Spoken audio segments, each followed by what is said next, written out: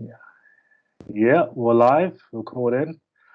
So, Emily, hey, how you doing? How you getting on with everything? I'm good. I think it's a weird thing to say. I guess I get used to it. Um, and also I think because there's nothing I can't really do, so I'm just trying to get along with it. So I did an art school back in France. It was like 11 years ago. And then I started um, doing a costume degree, but to work as a costume designer and a maker, and I specialized as a tailor. So I was working for theatre, film, more short films than theatre film, um, and opera, dance.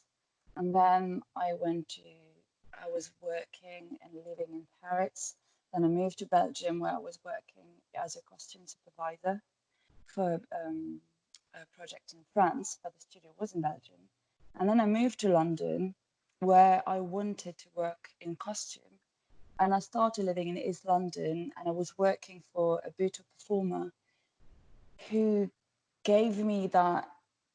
It's like she opened a window in my brain of I could be a performer, and I started to develop my own performances and going more into that. So 2 years ago, I stopped working in costume and I started going back to studies, first with workshop and then part-time acting classes, a course based on Meissner. And a year and a half ago, I started a school called Fourth Monkey, which is in Finsbury Park. So specialize in physical theatre, expressive movement, a lot based on Lecoq, which is a French practitioner. There's a mime, clown, and I'm supposed to finish it in August. And that's where I started also developing my own work as a director. Um, and I do writing as well.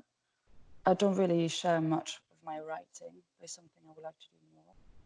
Um, so yeah, a bit of all that. Performer artist, starting directing on my own project for now. Yeah, that's a bit about me. Nice, nice. I'm curious. So, what type of projects are you directing?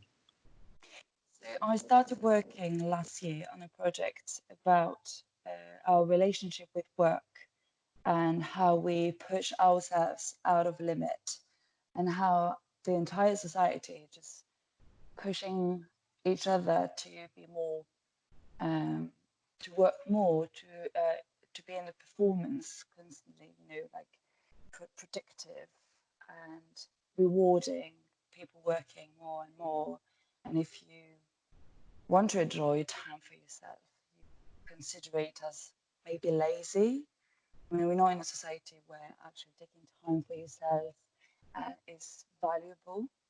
So I started creating a show with 5 actors for now on on that idea and about burning out, occupational burnout.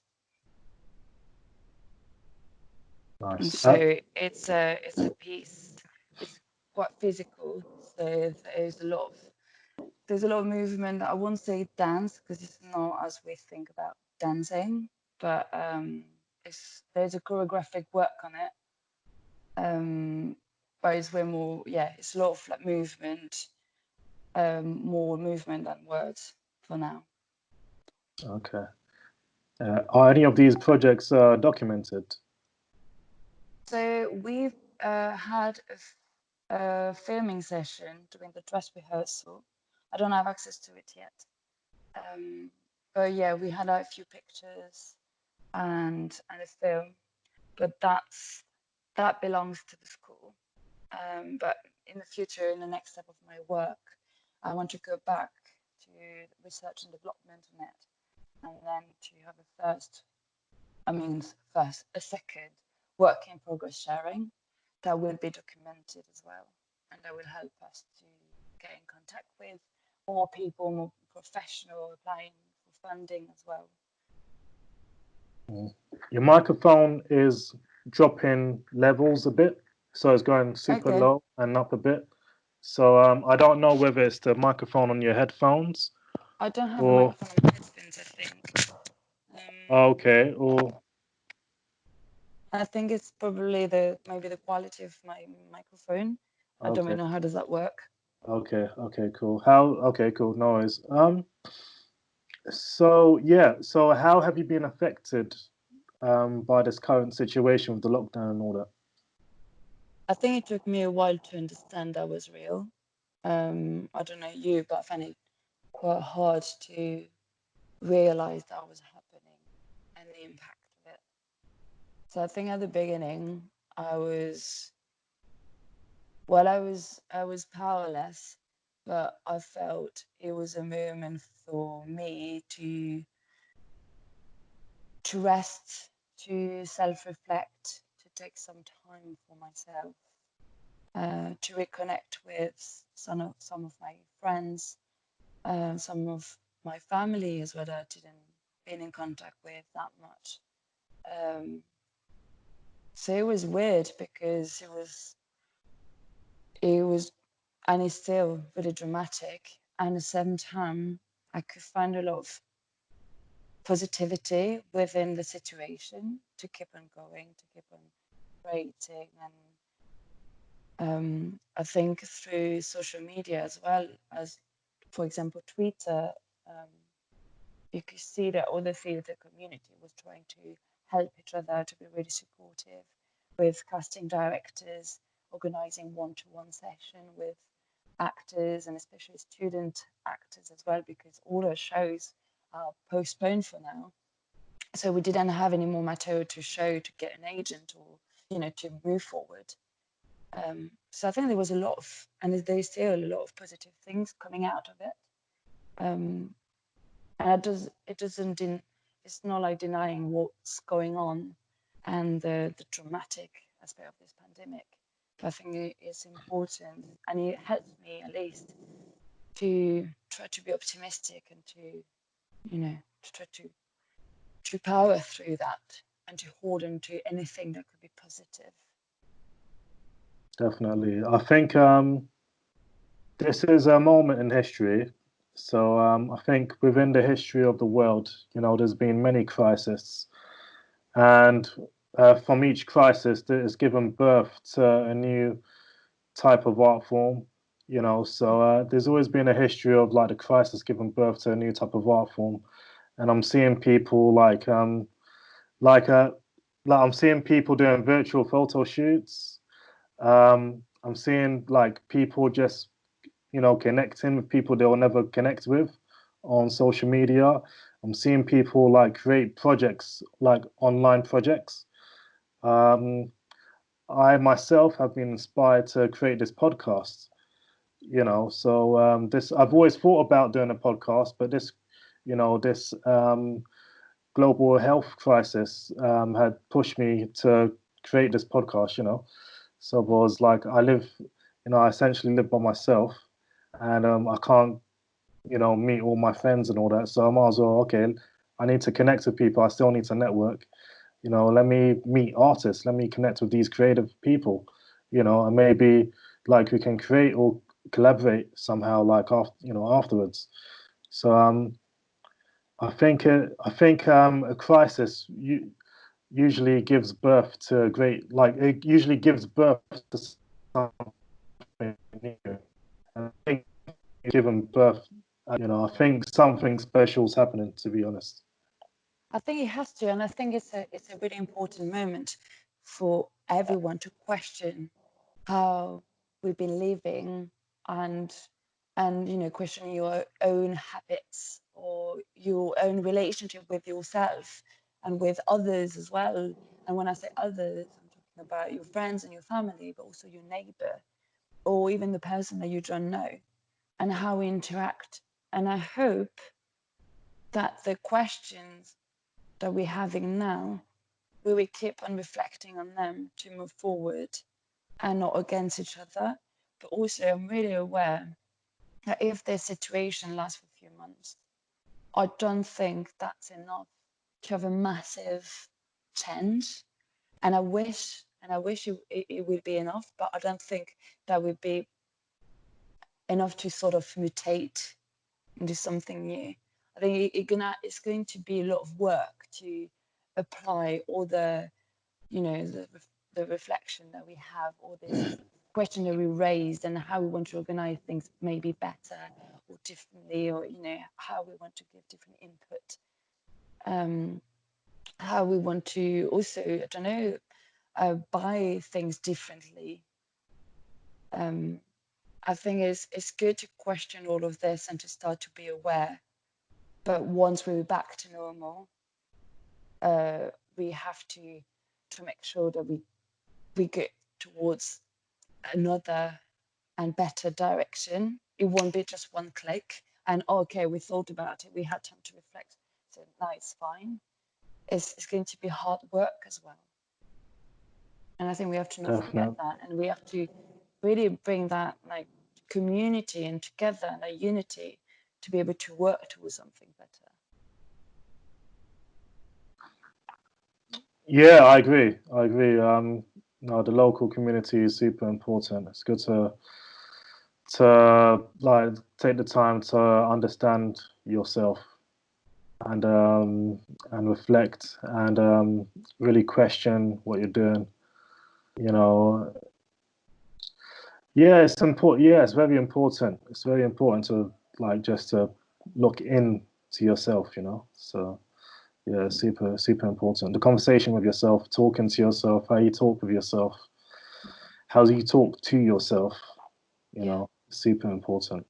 And your relationship to space as well. Maybe it's because I'm someone physical and I use my body to tell stories, and I've got a really specific relationship with my body, and then the space around me. But how you negotiate the space for yourself, how you make it yours, and how you negotiate space when there's people included in that. You know, I think it's quite interesting as well to start to reflect on it. And what is important, or like what's the priority? So I feel as well is all this question about your ego and how your ego can be involved and kind of like sneak in. I think this moment and this type of crisis is a good moment to start thinking about what is important, what matters, and maybe like find peace. Yeah, it's a very interesting time. So I believe like when this kind of quote unquote gets back to normal, it'll still linger on people's mind.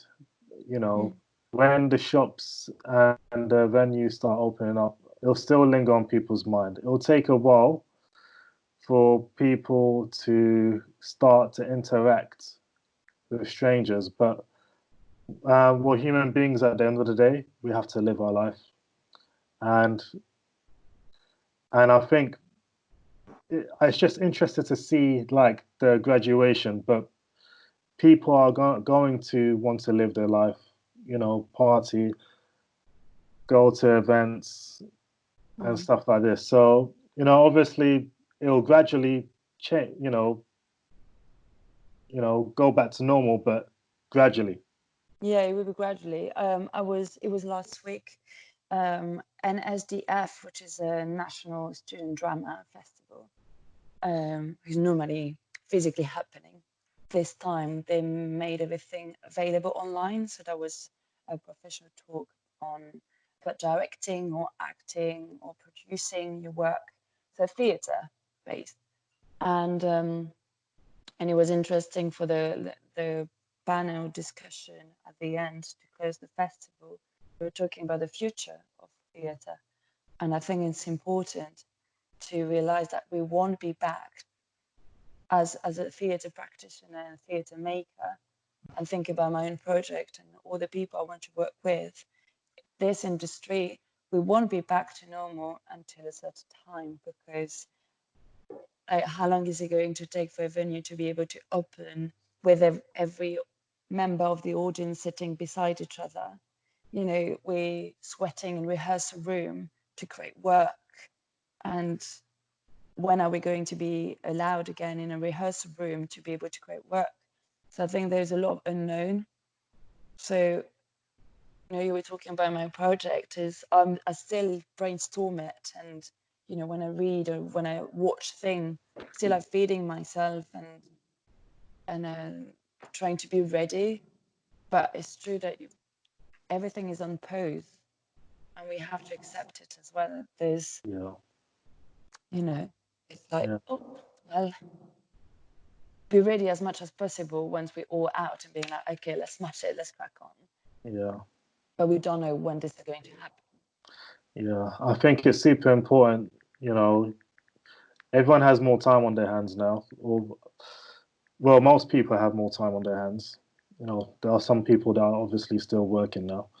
Um, but I think it's it's a good opportunity to like start planning your attack, like when everything kind of settles down, and like just I don't know, like just do something. Like it's a massive opportunity to do something new. Have you? I wanted to ask, are you like what else are you doing to like pass the time? Are you learning a new skill, or are you reading a book, or are you watching movies, or anything? So I tried to learn guitar because Mm, I was it's something I really wanted to do for so long. And I was thinking, well, it's quite nice to learn something just for the sake of it, not because I want to become the new um, Jimi Hendrix, because yeah. I'm quite far. I'm not there yet. But I tried mainly to not add more on my schedule because I'm someone always busy, always working and doing so many different things. And then I think it's the type of life that I do enjoy because I'm really curious and I want to do it all. Mm, At the same time, it's quite exhausting. And I think it's one of the reasons why I decided to create a show on our relationship with work. It's also because of my own relationship with work and doing things and being productive. So I think instead of trying to create a new hobby, I went back to things that I was not having the time for anymore. And I was missing, for example, reading, because I was still reading, but not spending an afternoon being able to be reading my book and not thinking I have to go somewhere else, I have to do this and this. And I realized that personally, and I think the use of phone and all those devices really messed my brain up because my ability to focus became quite scatty. And I think it's because of doing too many things at the same time, multitask, and using my phone too much, social media way too much, just ridiculous. And I think your brain can't like focus for too long. And it was really good and healthy for me to be able to read without having to think about something else. So reading and watch theatre actually online because of all the theatre being closed. A lot of them started to put their shows online. So it was interesting. Some theatre that sometimes I can't go because it's so expensive. I was able to watch the show this time, so it was nice. And yeah, some films. Although I try to read more than being on a screen again. yeah. And drawing. I started drawing again, and I missed it so much. So I was really happy with it. Nice, nice. Just to double down, with the theatre shows you're watching, are they free or do you need to pay for them? No, they're free, so you can find them on YouTube. For Mm, example, the National Theatre. yeah. You go, I think it's National Theatre at Home Mm, on YouTube, and every Thursday they got a new show. But Silas Wells is doing it. I was watching a show on the Royal Opera House recently on their Facebook. Hampstead Theatre is doing it. The Orange 3 Theatre. I mean, there's so many, and also, which is really important, there is uh, there's a few theatre company emerging that start putting their shows online, and I think it's really important to look for them and to watch their work and to support them because all of us are going to need support every artist, but I think emerging artists are going to need an extra support, extra visibility, because it's already so hard. So yeah, I think it's important to look up online. It seems to be interesting, and to see if they're putting their show online. Oh, nice, nice. I might have to attach some links to those three theatre shows, and especially the smaller ones as well. Yeah. Yeah. Yeah. So we'll talk about those ones, and I'll just link it up to this video. Oh, that's cool. That's fine. Oh, that's really cool. So yeah. So you're teaching. You're an artist. You're an actor. I'm not teaching. I would like to though, Oh, but I I'm see. not teaching yet. Yeah, Oh, I you're not want to teaching yet. develop my own physical theatre workshop, an Oh, okay. Okay. amusement-based workshop, Yeah. Okay. Okay. but I'm not there yet. Mm, mm. All right. So, yeah, okay, okay, cool. So, for people out there that want to learn more about you, where can they, where can they find you on social media? So the best is Instagram for now. I'm Mm, thinking about having a website, but maybe in the future. mm, So Instagram, and then for professional agent or casting directors, on Spotlight, which is the database for acting. But my Spotlight number to find me is on my Instagram or Twitter, and then it's Arab. How do you say in English? At no Arabaz no at sorry yeah. at Emilie Largier. Mm. Oh, nice, nice. So, is anything else you'd like to share before we leave? Oh, actually, Yeah, I've got something. If you give me a second, I will yeah, find it. yeah. That's fine. A friend of mine posts on Instagram, always really inspirational writing. Let me find it because I want to read it. Where is she? Okay. If you must look back, do so forgivingly. If you must look forward, do so prayerfully. However, the wisest thing you can do is be present in the present, gratefully. It's from Maya Angelou. Nice, nice. And that was really inspiring for me. Yeah, yeah, yeah, yeah. I like that poem. I like that poem. It's really So yeah, yeah, yeah. It's a good for yeah, yeah. I've seen that. Yeah, it's a really good poem. Really powerful writer. Yeah. Really powerful writer. Yeah, yeah. Well, I appreciate your time, Emily. So No, thank thank you. you very much. And let's keep in touch and just keep me posted. With projects or anything that's going on with you. Yeah. And Okay. Thank you very much. thank you very much. And take care and stay Take safe. care. Yeah. Stay safe. All right. Bye. Bye.